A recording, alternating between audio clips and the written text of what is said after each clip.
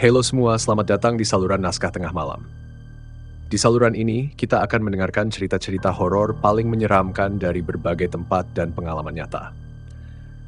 Malam ini, saya akan membawakan sebuah kisah mencekam tentang perjalanan melewati Alas Roban, hutan legendaris yang terkenal akan misterinya.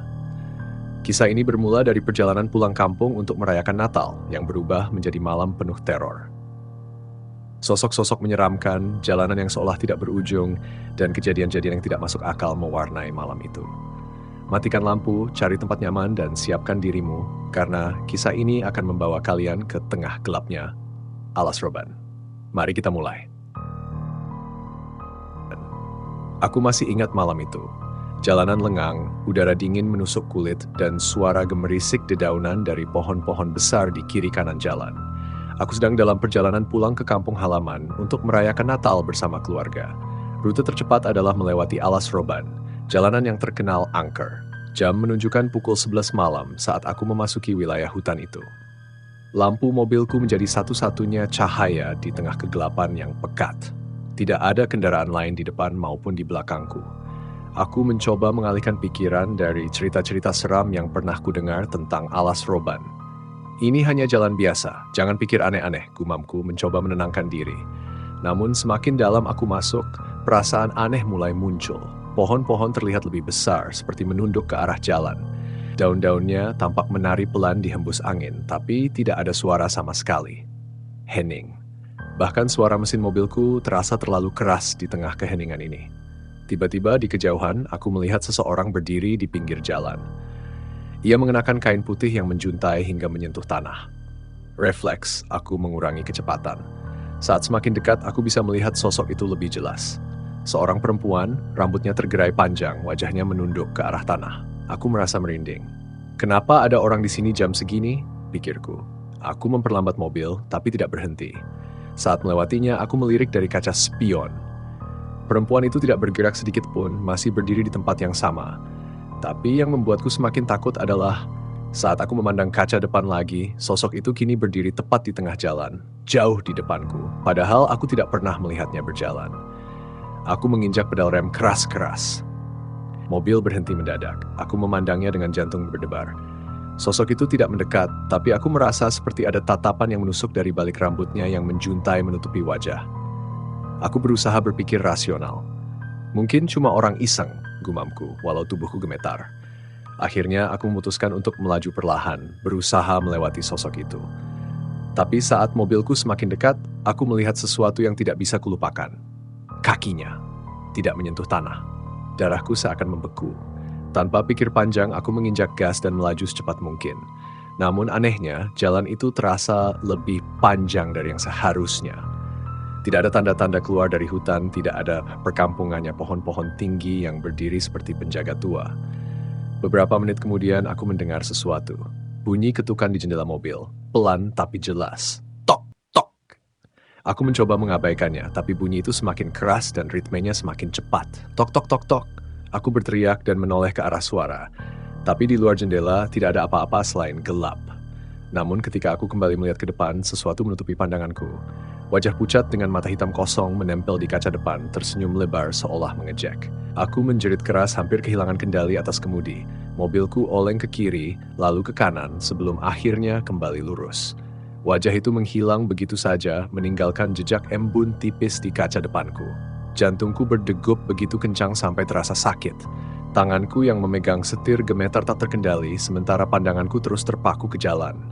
Ini nggak nyata. Aku berbisik pada diriku sendiri, mencoba tetap waras. Tapi perasaan kalau ada yang mengawasi tak juga hilang. Jalan di depanku seolah berubah. Pohon-pohon semakin rapat seperti merapat ke jalan. Aku merasa seperti sedang memasuki terowongan gelap yang tak berujung. Aku melirik jam di dashboard, pukul 19.45. Tapi rasanya aku sudah berkendara lebih dari 1 jam sejak terakhir kali aku memeriksa waktu. Kemudian aku mendengar suara lain, kali ini dari kursi belakang.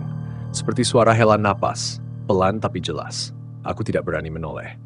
Tapi dari sudut mataku, aku bisa melihat sesuatu yang seharusnya tidak ada. Bayangan samar, duduk di kursi belakang, seperti seorang wanita dengan rambut panjang yang menjuntai hingga menyentuh lantai mobil. Aku ingin menepikan mobil, melompat keluar dan lari sejauh mungkin. Tapi aku tidak tahu di mana aku berada. Jalan ini terasa tidak masuk akal, seperti tidak pernah berakhir. Dengan napas tersengal-sengal, aku terus melajukan mobil, berharap ada ujung dari semua ini. Ketika akhirnya aku mengumpulkan keberanian untuk melirik kaca spion, aku menyesal melakukannya. Bayangan itu kini menolehkan kepalanya ke arahku, matanya gelap dan kosong, bibirnya tersenyum tipis. Dan yang membuatku hampir kehilangan kendali lagi adalah, ia mulai bergerak. Perlahan-lahan, ia merangkak ke arahku melintasi kursi belakang. Aku berteriak, menginjak gas lebih dalam, berharap kecepatan bisa membuatnya hilang. Tapi suara napas itu semakin dekat, terdengar tepat di telingaku. Berhenti. Bisik suara serak berat, begitu dekat sampai aku bisa merasakan desahnya di tengkukku. Tidak! Pergi! Aku berteriak sekencang-kencangnya. Tanganku mencengkeram setir begitu erat hingga buku-buku jariku memutih. Lalu mendadak jalan di depanku dipenuhi kabut tebal. Aku hampir tidak bisa melihat apapun kecuali bayangan samar pepohonan di kanan dan kiri. Lampu depan mobilku terasa seperti ditelan oleh kegelapan. Aku memaksa diriku untuk tetap fokus. Tapi bayangan itu tidak hilang. Aku bisa mendengarnya merangkak ke kursi depan. Tubuhnya kurus, tulang-tulangnya menonjol, dan suara rambutnya yang menyeret di jok mobil membuat bulu kuduku berdiri. Aku tidak tahu apa lagi yang bisa kulakukan selain terus berkendara. Tapi saat aku berpikir bahwa semuanya tidak akan pernah berakhir, sebuah cahaya muncul di kejauhan. Aku merasa lega, cahaya itu seperti sinar harapan. Namun semakin dekat, aku menyadari bahwa itu bukan cahaya dari lampu jalan, melainkan api. Di tengah jalan ada obor-obor yang menyala, membentuk lingkaran sempurna. Di dalam lingkaran itu ada sekelompok orang berpakaian hitam, berdiri mengilingi sesuatu di tanah. Aku mengerem mendadak menatap mereka dengan napas terengah-engah. Mereka semua menoleh ke arahku secara bersamaan. Wajah mereka kosong, tanpa ekspresi, tapi tatapan mereka seolah menusukku. Lalu dari dalam lingkaran itu, seseorang berdiri. Sosok tinggi, mengenakan jubah hitam panjang dengan tudung yang menutupi wajahnya. Ia mengangkat tangannya dan lampu mobilku mendadak mati. Kini aku hanya bisa duduk dalam gelap di tengah alas roban dengan suara ketukan pelan di kaca mobilku. Tok. Aku terpaku di tempat, keringat dingin membanjiri dahiku. Ketukan itu terus berlanjut makin keras dan makin cepat. Tok. Hingga akhirnya aku berteriak, "Siapa di sana? Apa yang kalian mau dari aku?" Tidak ada jawaban, hanya keheningan. Tapi suara napas yang berat dan pelan di kursi belakang itu masih ada. Aku tidak bisa lagi mengabaikannya. Dengan tubuh gemetar, aku memberanikan diri menoleh ke belakang. Kursi belakang kosong, tidak ada apa-apa. Tapi bau busuk seperti daging membusuk menyeruak ke dalam mobil membuatku hampir muntah. Aku buru-buru membalikan pandangan ke depan, dan saat itulah aku menyadari orang-orang di tengah jalan itu sudah hilang. Lingkaran api, sosok berjubah, semuanya lenyap begitu saja. Jalanan di depanku kosong. Tapi bau busuk itu tetap menyelimuti. Aku mencoba menyalakan kembali lampu mobil. Seketika lampu menyala dan aku hampir menjerit. Ada wajah tepat di depanku, menempel di kaca depan mobil. Wajah pucat dengan mata gelap yang kosong. Ia menyeringai, memperlihatkan gigi-gigi tajamnya sebelum tiba-tiba melompat mundur dan menghilang ke dalam kegelapan. Aku tidak mau lagi memikirkan apa yang sedang terjadi. Dengan panik, aku menginjak gas sedalam mungkin, berharap bisa segera keluar dari tempat ini. Mobilku melesat, melewati pepohonan yang semakin rapat. Tapi jalan ini terasa seperti tidak ada ujungnya. Seperti aku sedang mengemudi dalam lingkaran. Dan kemudian aku melihatnya lagi. Sosok perempuan di tengah jalan, kali ini duduk bersila, menatapku dengan kepala yang miring tidak wajar. Aku mencoba membanting setir untuk menghindarinya, tapi mobilku tiba-tiba mati. Semua lampu, mesin, bahkan suara kecil pun lenyap. Keheningan menyeruak, hanya diiringi suara napas yang makin dekat. Aku tidak berani bergerak.